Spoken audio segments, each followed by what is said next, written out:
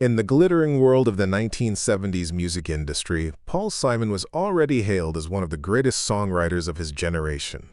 But behind the praise and awards, a storm brewed. One producer openly challenged Simon, not for his music, but for the way he treated one of the era's most delicate and gifted voices, Karen Carpenter.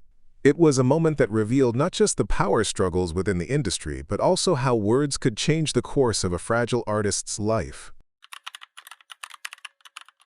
By the late 1970s, Karen Carpenter longed to step out of the shadow of her brother Richard and pursue a solo career. After years of being known as the angelic voice of the Carpenters, she yearned for something more personal, something that reflected her own experiences, emotions, and struggles. She entered the studio with acclaimed producer Phil Ramone, a man known for bringing out the best in artists. For Karen, this was not just another recording. It was a chance to show the world who she truly was, away from the polished image carefully crafted by her label.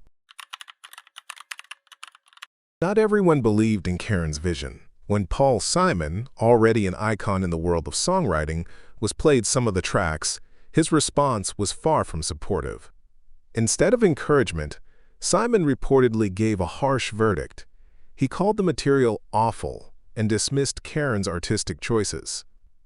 For a singer already fighting insecurity, his words carried devastating weight. In the male-dominated world of the music business, Simon's dismissal wasn't just criticism. It was a wound that deepened Karen's self-doubt, leaving her questioning whether her dream had any place in the industry. Yet, not everyone agreed with Simon's judgment. Phil Ramone, the respected producer who had been working side by side with Karen, spoke out. He defended her vision and openly criticized Simon's lack of empathy.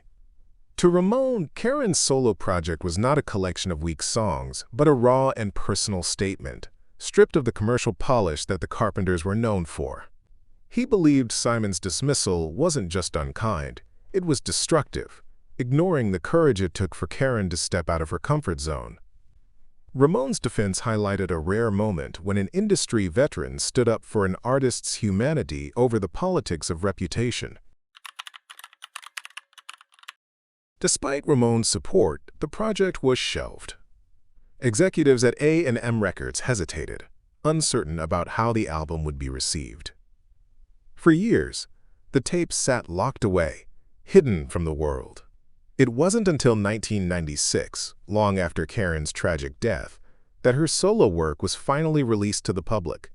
By then, fans were left to wonder, what if? What if Karen had been given the encouragement she deserved, instead of the brutal dismissal that dimmed her confidence? The lost opportunity became yet another layer in the tragic story of Karen Carpenter. The story of Karen Carpenter's solo project is not just about music. It's about the power of words and the responsibility of those who hold influence in the industry. Paul Simon's cutting remark may be remembered as brutally dismissive, but the producer who spoke out against him ensured that Karen's dream, though delayed, would eventually be heard. Today, the album stands as both a haunting reminder of what was lost and a tribute to the fragile strength of an artist whose voice will never be forgotten.